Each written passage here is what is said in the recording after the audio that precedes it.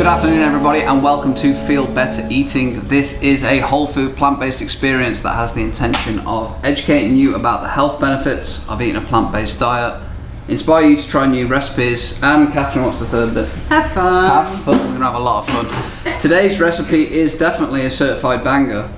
It has very simple ingredients but a rather elaborate process, at least from my perspective. So this is one that if you are going to dive into it is going to take some commitment. I'm watching Catherine master this over the last 8-10 weeks. I wouldn't say master is the word, but on your way, apprenticing to mastery has been really beautiful to watch and enjoy because it produces bread, which I've been enjoying. Yeah. Even the experimental bread that maybe went a little bit off course because it does require some skill, but more patience and commitment. We're making sourdough today. Catherine, I'm Joshua, by the way. This is Catherine, my wonderful wife and co-host. Excited to be here live for this audience in Michigan City in Indiana. Catherine, welcome to the show. How are you doing? Thank you, Joshua. I'm good per usual. I don't know if I've ever said that I'm terrible at the beginning of this show. Wouldn't be a good start, would it, that? No. But today we are making sourdough, as he's implied, and it's been a journey. I've been on and off with sourdough. I've decided to get right back into it, and through this process, I've been personalizing it to make it work for me.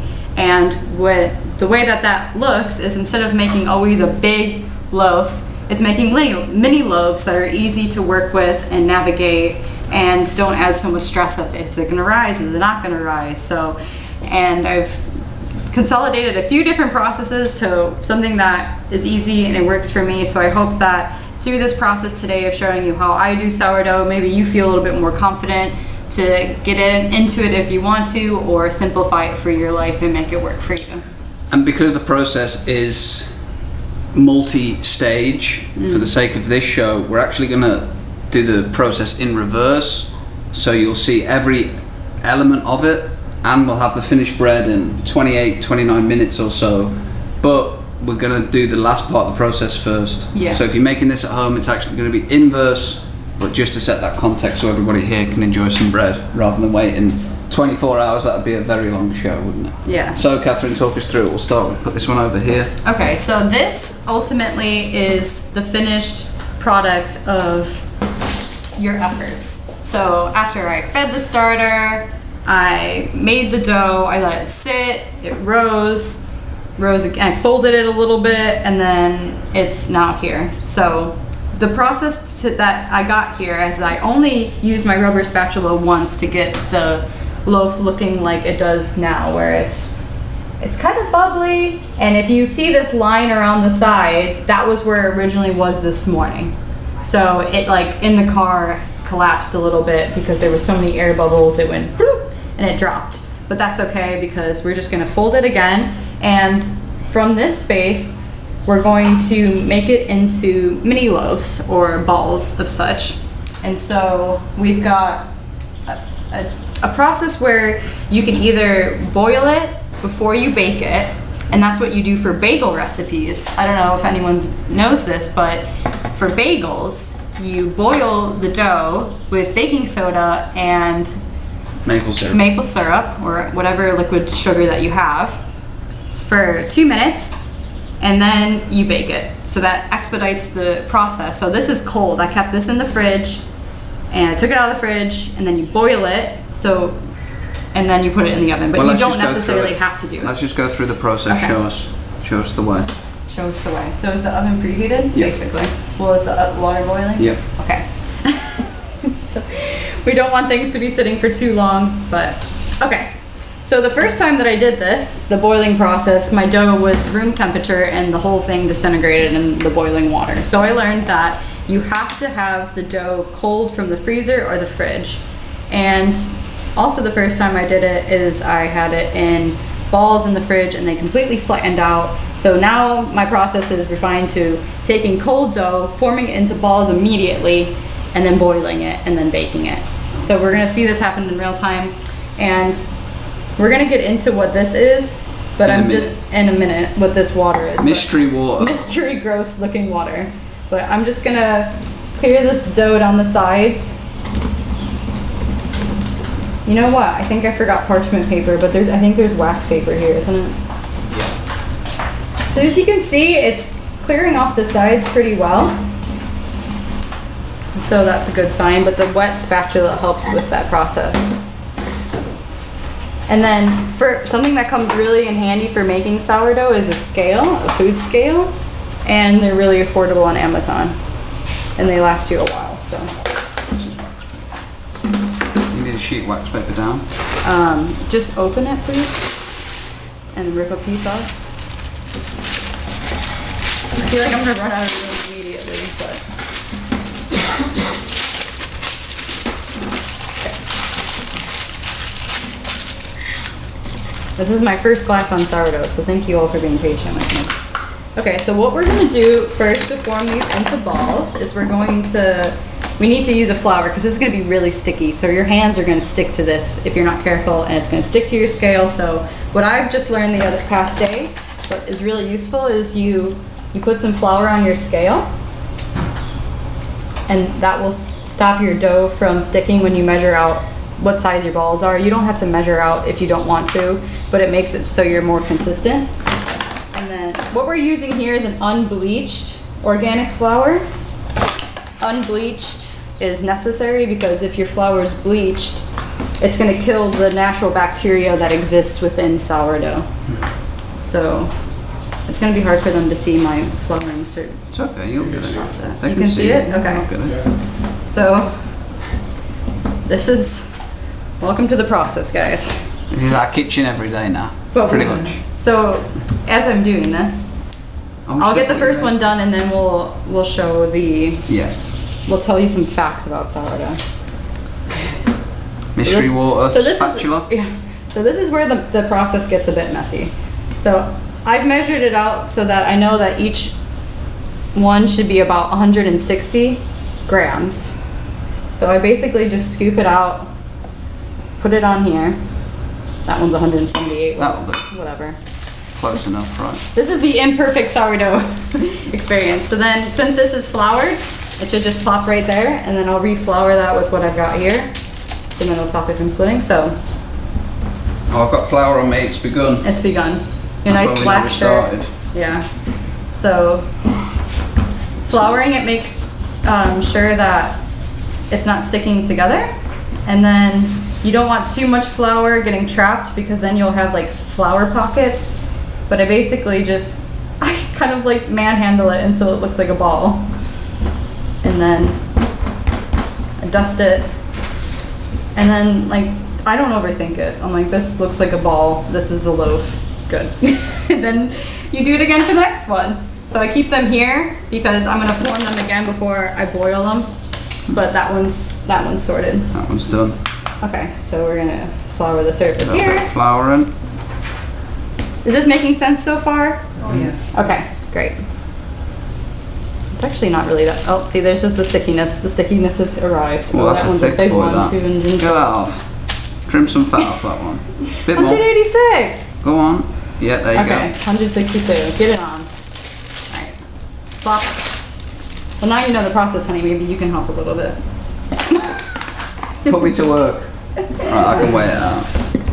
So normally the sourdough folding process is like you fold in half, and then you fold in half again, and then you kind of like, I don't know, fold in half again, tuck it, ball it. You're trying to keep the height You're on. trying to keep the seam underneath and the round part on top. So look, another ball, perfect. And I love these mini loaves, excuse you, sir, because it see, look, now you're gonna get that stuck to the wax paper. I should have just been commentating. Yeah, now look. I should have just been commentating. Why You're did like that happen? I had to put enough flour on. Well, because you're literally scraping it onto you the go, paper, so now it's gonna 172. get stuck to the paper. All right, well, we'll just see. This is something that can happen to you when you don't flour your wax paper. I did flour it. Not enough flour. Well, you literally scraped the sourdough onto that, Is that so now because it's that's gonna not stick. flour? There you go, that's fine. Was mine sticking that much? You're a professional. You're further along the apprenticeship than me. All right, we'll just restart. So you just gotta make sure this is really floured, honey, or it's All right, gonna more be a flour. nightmare. Oh, this is good that you're teaching me in real time. Yeah. There we go. Good deal. We're back. Okay. So sourdough, actually, they believe it may have been an accident, the discovery of sourdough. Like in 1500 BC or something, with the Egyptians. Like maybe some oats got left out and they noticed it rose and it smelled a bit different. And they're like, this is interesting. And since they already were doing a process of making beer, they understood the fermentation process. And so when they saw that the accidental loaf rose, and then they were like, oh, this is really useful. And then they baked it and they noticed the bread was lighter and airier because it had the air bubbles in it. Then they were like, this is great. And then sourdough from then on became a food staple in all across the world. And now it's so elaborate. I'm part of some sourdough groups, and the loaves that people make are astoundingly beautiful. Like works of art. And I'm like, whoa. And this is something that hasn't really come inherent to me. Like I bake a lot of things, I cook a lot of things, and feel like I'm good, but sourdough is one of those things. It's just been a journey and it's been a struggle, and maybe a lot of people have felt that way and not wanted to do it, but once you get into it, you get a lot of bread, and it's just definitely an art form. So like, say for this recipe that I've given you, you should get about 8 buns, 8 mini loaves, Right. which is like 1 a day for me and Joshua, or 2 a day if he's feeling very hungry. But they work really well for sandwich bread when you cut them in half. They work well, like they're basically a bun, but they're just good for avocado toast. They're good for everything. Oven's ready. All right, great. So once we get these all folded and maneuvered, That is the word, maneuvered. then we'll get them to boil. See, look how much I've learned on this show. Yeah. More flour. More flour. It's always the answer. Oh, tell them about the way that you manipulate the flours to save costs. That was good. Okay. Yeah, I'll talk about that maybe. Yeah, you right might now. soon. Okay, so as you can see, we're using this organic, all-purpose, unbleached flour from the store. But I like to use as well like a whole wheat einkorn, Einkorn, whatever that weird. is. And rye. So you can have a dark rye or a regular rye. And all these flours cost something different. And when you're thinking 650 grams of flour, that's almost like half of one of these. So you can go through flour quite quickly. And so you want to strategize the flour that costs the least, use the most of. Yeah, especially for this, like the Dustin, this is the cheapest Yeah. one.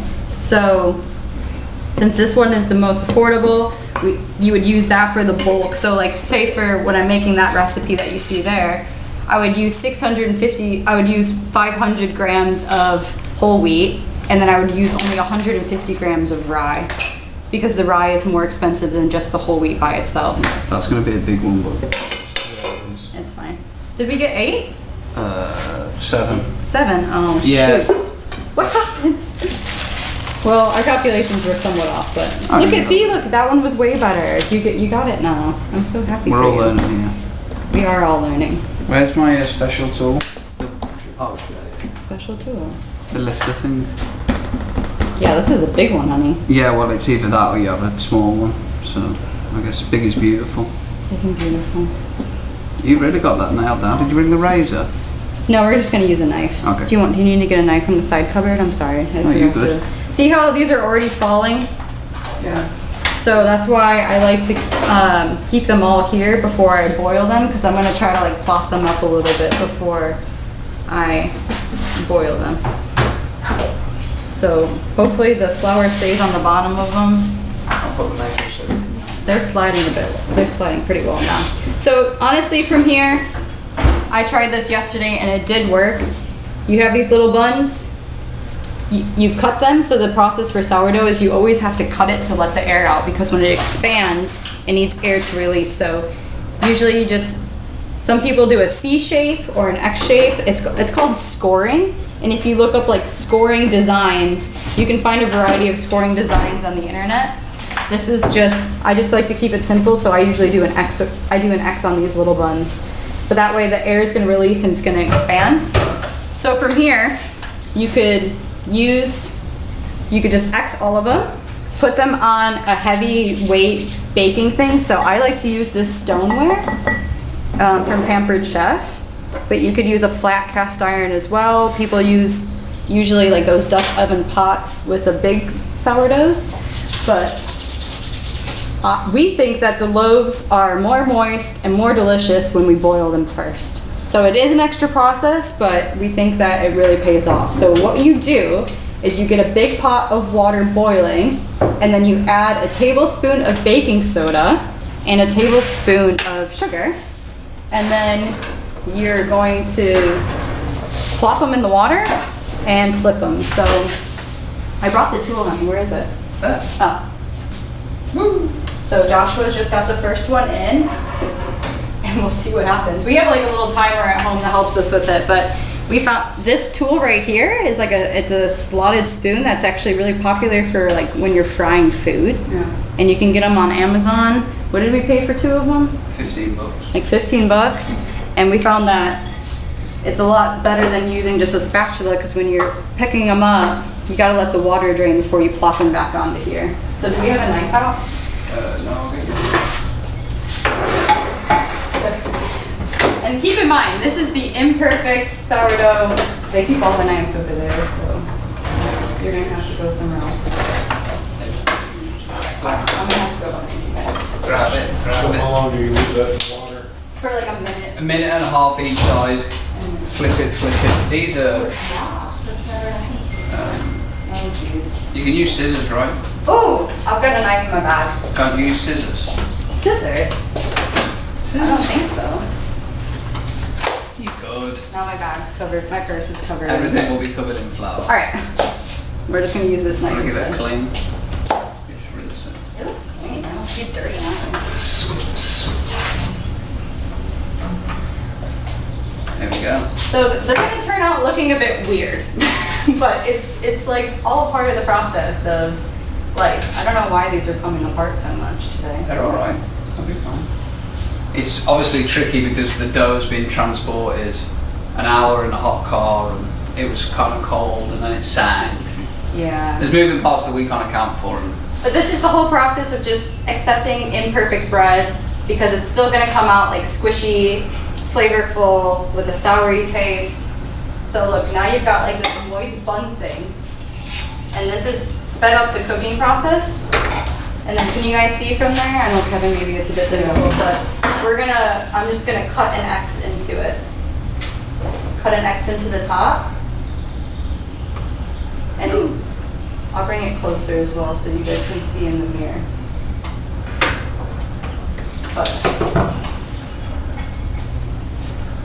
So where I've created the X, you can see how the dough became a darker color, and it's kind of lighter. Can you see it in the mirror? It's kind of lighter in the crevices where it's already expanding and it's already cooking. So that one fell apart a little bit, but they did rise a bit from the cooking process. So this, I don't know, that one looked a bit, that's a bit weird. But no, it's just, this is the process of being. It will still taste delicious. That's all that matters. So originally I was doing this like, you know, because this is a bagel recipe, is what you do is you boil the bagels. But I was like, I don't want the hole in there. I just want it to be a regular mini loaf. So that's why that's when I changed the process to be with just the mini buns instead. See, that one looks like it has like a flower pocket stuck in it or something. It's okay. Those ones look good. Mm-hmm. They're really floating to the top. Yeah, they're good. So that's really useful. I missed the little wee timer. Yeah. We've got like a remote timer that you just hit a button and it Much easier. My mom let us borrow her stone. Thank you, Jules.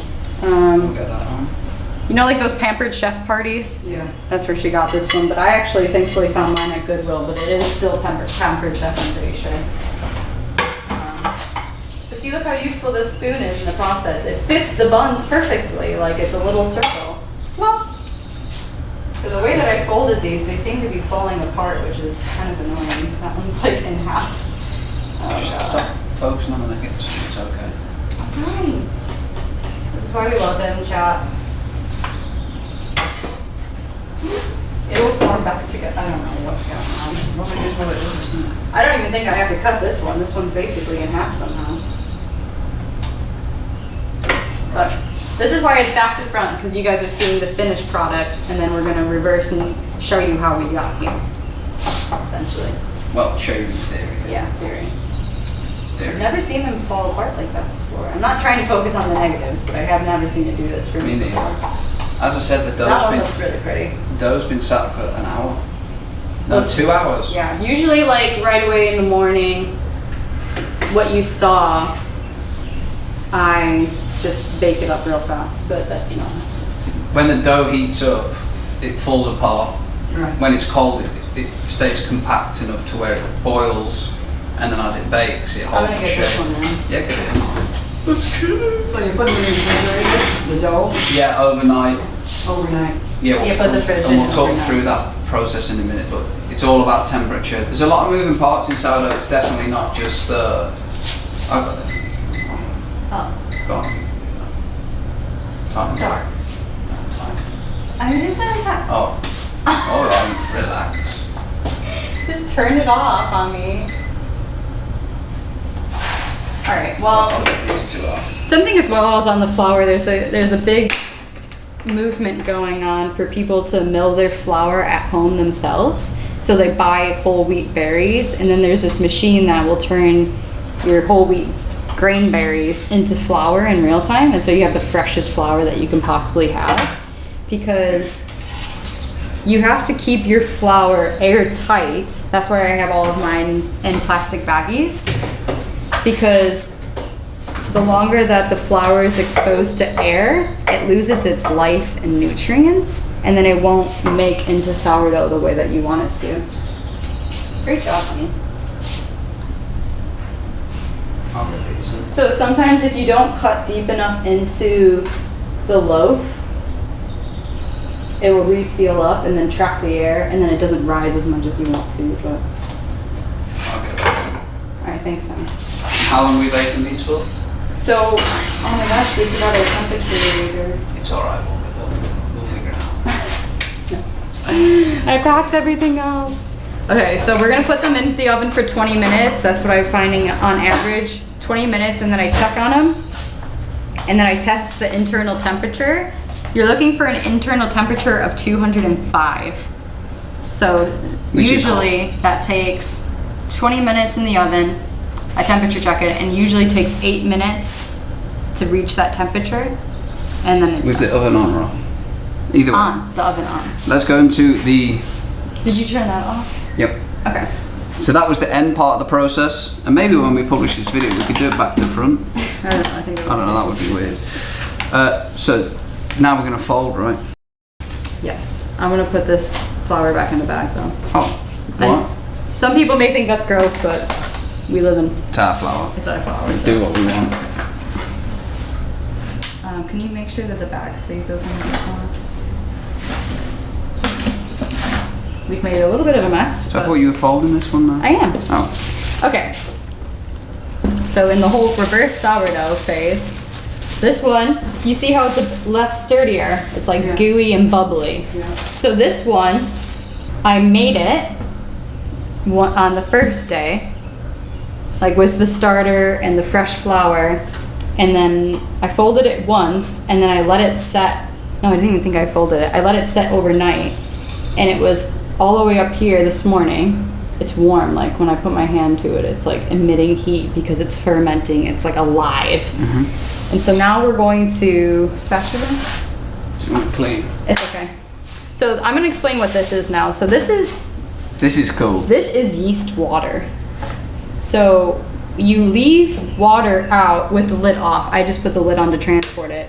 And all of the bacteria and yeast from the environment goes into your water, which is kind of gross, but without it, you don't have it. I So think that's really cool. usually like in recipes, they use like the little yeast powder to make yeast, but in sourdough, you use the environmental yeast to rise your bread.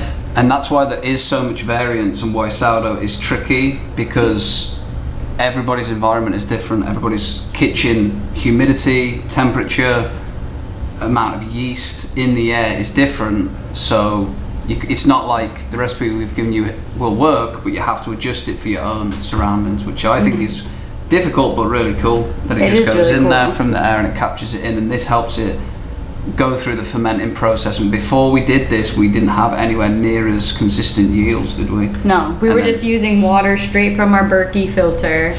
But now we started leaving this out 24/7. Every time after I use it, I have a little bit left, and then I just retop it up.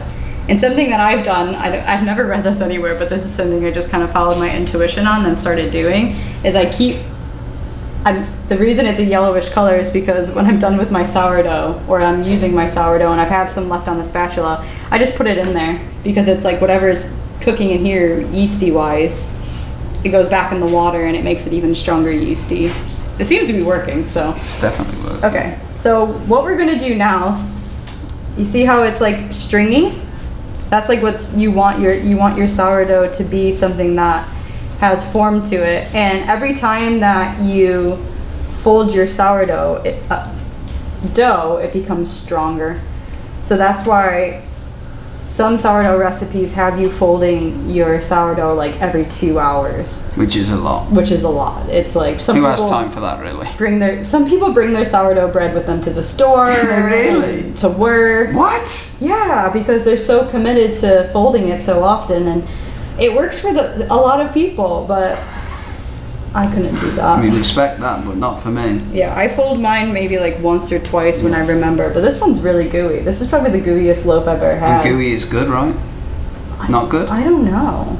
It does look good. It's a very intuitive process, but And I'm it just really does scraping smell the sour. side and just... If you have a bread machine, it will technically do all of this for you, but... You're the bread machine in our house. Yeah. That's so gooey. It's because I've used this flour and I'm used to using these ones. Yeah. So, but after you fold this a few times, you can let it sit out longer if you want, or from here, you put it in the fridge. So like, this morning, it was risen, and then I folded it a few times throughout the day, and then I would put it in the fridge to sit overnight, and then the next morning I would bake it. Does that make sense? This is like the middle part of the recipe, so Yes.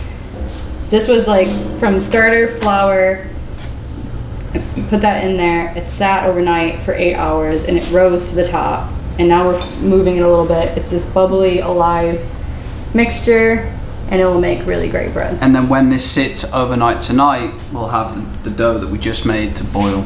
So Yeah. there's a timeline going on here. And then you cover it with this, right? Yeah. Right. I really can't believe people take their sourdough to the store. Like a baby, they put it in the baby holder. I bet they do, yeah. Strap it in.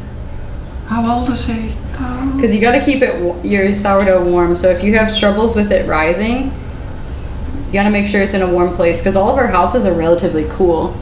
So since I'm always baking now, I tend to always have like a warm oven, which is useful. This is clutch, Yeah, reusable so seal. the person that got me back into sourdough, she showed me these, which are like just food covers that you can get on Amazon. But it's really effective at holding in the moisture, because when you're letting your dough sit and ferment, you don't want it to be drafty and dry. You want it to be moist and warm. So Yep. this traps the heat and the humidity. And this So is from gonna here- go into the fridge. Yep, we're gonna put it in the fridge, and it's gonna like slow down the fermentation process and harden it a little bit. And so then by tomorrow, I could just boil it and bake it and have more bread. More bread. Okay, so now. So now this is the first part of the process. Yeah. This is how this needs to be cleaned. No, it's fine. Okay, we go. Bowl. Okay. What's this, Catherine? This is the easiest part. What is this? So this is the starter, and the starter is basically like a mini version of what we just put in the fridge. So it's the original fermented flour and water. Yeah, and this is technically alive. This It's is depending alive. on how you view live, So- but it's respirating all the time. It's really gross. I don't know how people keep clean sourdough jars. I've tried and it's just not working for And me. how old is this one? I don't know how old Lori's was. A few months old, but these can live like decades. Decades. And they People have keep the same sourdough things alive for... decades. And they Some are like 100 years old. yeah, over 100. I don't know what the world record is for the oldest, but it's over 100 years old.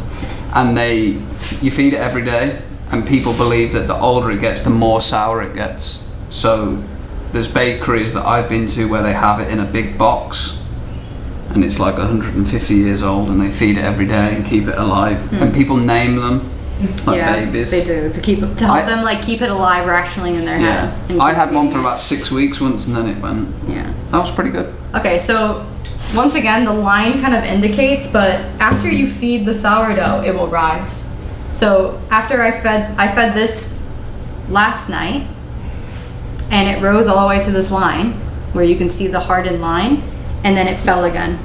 And once it's fallen again, that's when you know you can use it for doughs because it's hungry. It wants to eat again. And so you give it a lot of flour now. So we're gonna... It is a strange process, It is so isn't it? strange.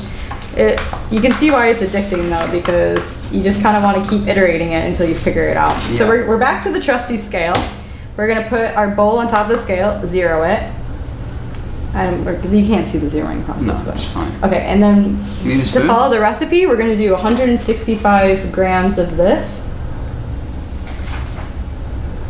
Oh, go on, go on, go on, go on. Don't do 160. How many? If it goes over, it's fine. 166. Oh, That's it. Recipe over. So I don't really have that much left in here, but we're gonna feed it. So you don't have to Oh. cover it. We're gonna feed her. Feed her. Okay. So we have 165 grams in there. Zero. Yeast water. Now we're gonna add yeast. 400 grams of yeast water.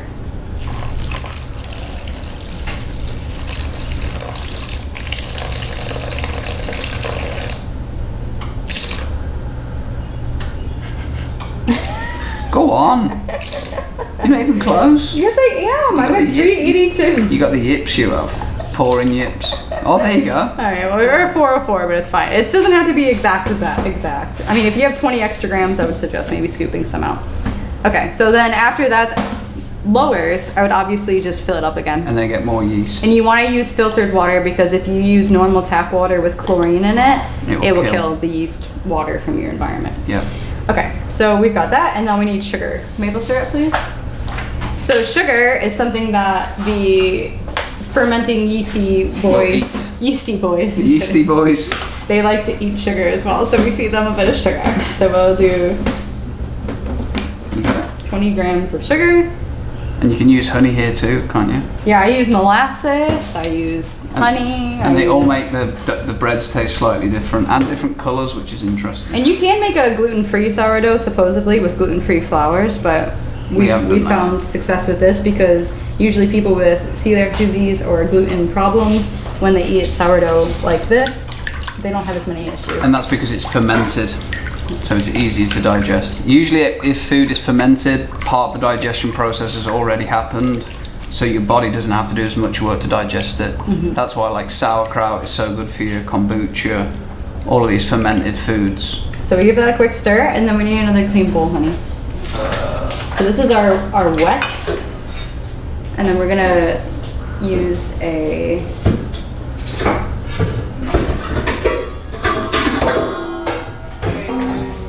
that should be fine. That was fun.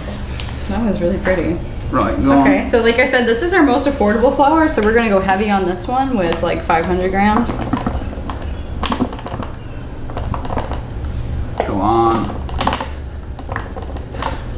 You're pretty good at that now. It's a trained hand, isn't it? Oh. It's because I lose myself in the 504. numbers sometimes because I'm not a number person. I'm like, where am I? And I get confused of where I'm at. So that's 504, you want zeros, right? Yeah. This is rye. No? It's because We're running low. we're running low, and something that I want to communicate is that your sourdough starter will do better if it's fed these flours, whole wheat and rye. If it's fed a white flour, it doesn't like it as much. So just put more white flour in there. Okay. So we had 500. What are we going for total? 650? Yeah. Bless you, sir. So how many? It's 150, Yeah, right? 150, yeah. Okay. But usually I do add a variety of other ones, but Yeah. I've ran low, and this is the only one we could find at the store. Okay. Oh, sorry. Shoot. Oh, God. That's good. Should we take some out? No, you're fine. Okay. we have to add more yeasty water, we will. Okay. Watch this here. So this is where your intuition's gonna kick in. So you kind of measured accurately, kind of didn't. And everyone's environment is different with heat and humidity, so we're gonna add half of the flour at a time, half of the, oh, we forgot salt. Okay, we'll put it in. That was about Okay, yeah. And we're good at mixing. Do you wanna grab the salt, please, hon? I still haven't figured out how to measure 10 grams of salt, because every container I put on here, and I zero it, it never registers Just the eyeball salt. it. So I just kind of am like, whatever salt. Like, that was fine, whatever. That was about 9 grams, that was. I'm sure you know. Okay, so. Mix, mix, mix. Getting it started. Scraping the sides of the bowl. Can you smell it back there, what it smells like? Does it smell like bread in here? Yeah. You smell it baking? Because from here, this, like, Stinks. it stinks, yeah. It's like In a a good stink. way. If you use spelt flour, it kind of smells like piss. Yeah, it does smell like urine. I don't know why. Honey, this is a PG rated show. Oh, was piss not an appropriate word? Probably not. Oh, sorry, Scratch that, guys. cut that. I'm sorry, guys. I didn't mean to use inappropriate. But yeah, don't use spell. We don't Spell's use. okay. It's just It's not okay, honey. It smells terrible. And it tastes we're not using spell again. But honestly, if this process is too much for you, you try it and you're like, I just get irritated. There's no harm in supporting your local sourdough baker, because there's a ton of, if you type sourdough in a marketplace, Facebook guarantee you'll find someone. Somebody's selling it. Someone's selling it at home, and they're just trying to, like, you know, a lot of mothers at home that just want to work from home and do what they love and they're good at it. You know, support them if you don't want to get into it. I totally understand. I support those people and like make my own loaves. We still buy bread. We still buy it, yeah. Because everybody's is so different. That's what I So really like. different. It's like there's a unique element. And one theme of this show that I wanted to bring up, obviously, is about the bread and the taste of the bread, but it's also about the relationship between convenience and health. And obviously, this is not a convenient process. This is something that Kate is doing. I wouldn't say it's a full-time job, but it's definitely like a daily task that you are doing. You're keeping up with it. You've always got it in the timeline. It's using up your mental bandwidth, so it's definitely not convenient. But if we compare the end result of these sourdough loaves, yes, they taste good, but health-wise, they're so much healthier than just store-bought white bread. Like, store-bought white bread is, Got the most random in my ingredients. opinion, not food. That is Yeah. not food. If you look at what's in it, it's got so many preservatives in to keep it It's usually fresh. like bleached all-purpose It's flour. bleached, so there's no nutrients in it. Your body doesn't know how to digest it. It causes real problems. And we haven't eaten store-bought bread for years. Probably like the best Well, part. the only ones we bought were like the sprouted Ezekiel breads. Which isn't, sprouted Ezekiel breads, but because that sprouting process is is healthier similar. for your body. So whilst it may not be convenient, if the convenience is being paid for somewhere, and usually it's your health. So that's something to consider. And if you're blessed like me, you get a wife that's super into it, support that and buy the flowers. Yeah. And eat the bread. Even the tests, Because they all taste good. they do all taste good. Okay, and so then from here, this is where I said your intuition kicks in, because you look at that, you're like, is that right? Is that what it's supposed to look like? Yeah, I have no idea. This is too dry in my opinion, so we're just gonna splash it with water, and That looks great. you're gonna try to get and then you're just gonna work it until the water gets absorbed into it, and you're gonna have this mushy dough, and you want it to be more on the wet side because the wetness allows it to expand and grow the Yeah. way that you need it to. So I work the dough as it is. This flour is so different from It the is ones I have different. been It is a lot using. different. That's fine. Looks like mashed potatoes almost. It does. It looks weird. Like a little alien blob. It is like a little alien blob. Okay, so once I have the water like really moisturized into it, I kind of like try to just form it into like a loose ball. It already is kind of like a loose ball. Looking great, that. What happened to, oh, it's right there. So, do you want to put the towel over the other one actually? Because this one needs to rise with that on there, and that one just needs to cool in the fridge, so. Usually I damp that one with the towel with water before I cover it, but, okay. So this one, in the whole scheme of sourdough, this is the one that I usually make at night or in the morning. You can customize it for however you want to. I cover it, I leave it on top of my warm stove, and then it's gonna Probably like quadruple double in in size. size. Quadruple, I would say. It comes up sometimes near the brim of this bowl. Yeah, sometimes like if I make this in the morning, like I did right now in the afternoon, like 2 hours from now, I would give it a mix. But then I mostly want it to be sitting and feeding, personally. That's the way that I do sourdough. So this is done and ready, and since we fed it starter, it's gonna manifest all the flour and the yeast water is gonna work together, and it's gonna become this live thing that's bubbly that we call It's gonna sourdough. be delicious. So I want to put this on top of the oven. Yeah, put that on top of the oven, please, to stay warm. Okay, and then we're on the last step of the reversal. Oh wait, 21 seconds left. You good? They're really rising nicely though. They're Yeah. gonna need longer than that. Whoa, that's like the puffiest they've been. Look at that. Oh, would you look at that, chat? I told you don't focus on that negatives. Maybe it's the oven. We cook in like the old stuff and ever. Right, I'll cancel this and I'll put 7 more minutes on. Well, you didn't even look at them. I can tell. Should we show them though what it looks like after 20 minutes? No, you're Just right. take it out. It's fine. It's fine. Trust me, I opened my oven multiple times. Look at that, guys. Oh, yeah, that's good. You see I that? smell it too. Yeah, that Yeah. top one. See, they rose quite a bit, and they're like squishy, but they probably need at least another. We'll just do 8 minutes just to be safe, and then we'll be good to go. Okay, so the last step. So after I have that done and sitting on my oven, I'm like, okay, well, I gotta get ready for the next time. So that's when I feed my starters and refill my yeast water. So, like I said, I usually use the whole wheat and the rye. And you know how we always get these like random little measuring spoons? We do, seemingly in our life, from everything. Yeah, well, they always are selling them in protein powders and mixes and whatever. So I think they're really useful for feeding my starter. So I kind of go from that metric. Some people measure how much they're actually putting in, which is important because you have to think like, oh, I need 165 grams for my next recipe. So you have to make sure that you're adding enough to your starter to be able to make bread again. Because if not, you're gonna deplete your entire starter, and then where are you gonna be? So I'm gonna add. Start to this. Yeah, I'm just gonna add all of this here. Yeah. I'll put this. And I'll, Yeah, we need to go to. We need to get some more from the store. This is good. try and tidy up a bit, shall I? Sure.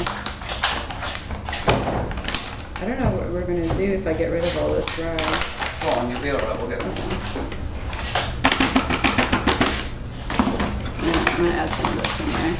Because if you notice, mine's really low and I don't want it to get too low. Because I live under the belief that if it has more, it's gonna be stronger. I think that's probably true. Stronger start, can we just clean this up a bit? So this is another little place where I follow my intuition.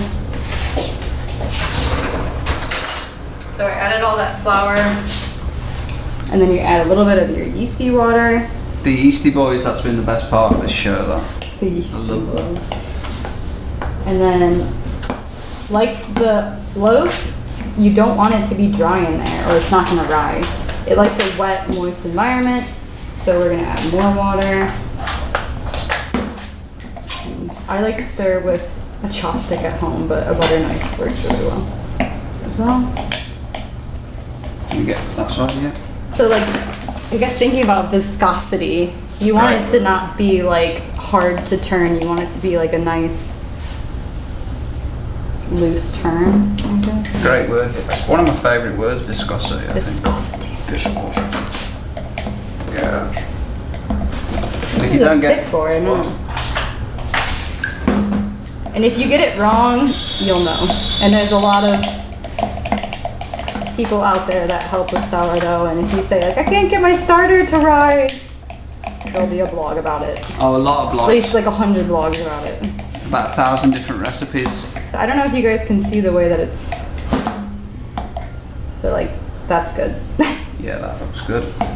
So And then we we put... want it to breathe, so we put a little paper towel with a rubber band that's seen better days. Yeah, I probably probably. need a replacement. It's probably seen its last legs, that I think. Last week. Yeah, And then this, we haven't named ours yet. Should we name it now? sure. Should we call it Grace? Grace. Oh, it's called Grace. Go on, Grace. That's sweet. So Grace, we'll put, I like that. We'll put that there. Lovely. Grace. Yeah, thanks, Grace. And I like these jars too because they have the lines on it, so you So can you can see where evaluate it how it's rising. If it's rising, I forgot where it was at, but usually the line indicates where it's at. So, all right, that has been the sourdough mini loaves. We got 3 minutes Back left to to see front. these bad boys. Oh. And if you don't get flour everywhere, does it even count? I've started using an apron. You should have bought that. It's cute. Yeah, that. look at my hands. It's disgusting. Some Right. people wear gloves. Well, All right. Any questions or straightforward? No. It was a nice little conversation to help someone nap, which is good. Yeah. Got to be napping. Okay, well I guess we'll close this out. So, Yeah, we're getting them out. They've got a show. all right. Come on. As the Egyptians did, we are continuing to do, and And obviously you can serve this with anything. I'll try to. yeah. So there's different honey in the cupboard down there. There's like a jar of honey. What's your favorite bread topping?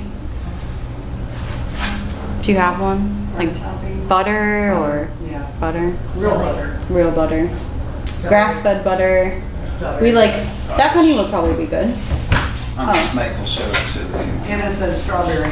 Oh yeah. Joshua likes jam. I I've started love jam. making jam at home because Okay, that's something that's like so expensive at the store, which doesn't make any sense because it's literally just I boiled was going to take fruit. these out just to, wow, that looks so great. Yeah, because we gotta get it to cool. Oh, we forgot our cooling rack. Shoot. I don't know if they have a cooling rack here. Ta-da! So that one's obviously the prettiest. I don't know what happened to those, but spin it. Look at the pretty one. Only the pretty one. But still, even the ones like get massive, you can still cut that in half, and that's still like a good flat bun Yeah. to work with. Maybe we should we gotta take them off of this though, I think. If we want to be able to serve them to people, it's gotta cool them. Let's just finish it. We'll use this. Okay. Ooh, nice find, honey. Spatula, please.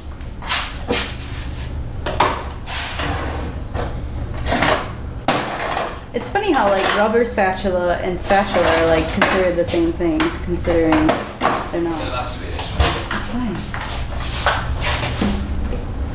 Oh, So stuck. oh, we forgot to oil it. All right. Well, let's just do that after. Let's just finish it. I usually oil this. All I right, forgot to mention Let's just finish that. it up. Okay, well, this has been Imperfect Sourdough to show you that just because it's not the most beautiful thing you've ever seen doesn't mean it's not going to be delicious and useful for your family in a healthy way, in a convenient way, And they're delicious. and they are delicious. You'll experience it shortly. Yeah. And if you've ever had issues with bread digestion, but you like sandwiches like me, I don't get any of the issues from this. The only issue I have is I need to eat another one. Yeah, you usually like to eat 2 in a row, and then I'm like, drink some water. Okay. Well, thank you very much for watching. Thanks. Thank you for your patience. I really hope that you try all this. It's definitely a lifestyle in a certain way, I think, and I'm really grateful that Kate has taken to this and continues to improve her skills, because it really is a blessing to eat that. I've been Joshua, this has been Catherine, we've been Feel Better Eating. This recipe is available on our website as always, and we really appreciate you watching. Much love, thank you. Peace. Thank you, guys. Thank you to all of our show sponsors and supporters who make this show possible. The Healthcare Foundation of LaPorte, Grace Learning Centre, Citizens Concerned for the Homeless, and ALCO, Access LaPorte County. We appreciate all of your support.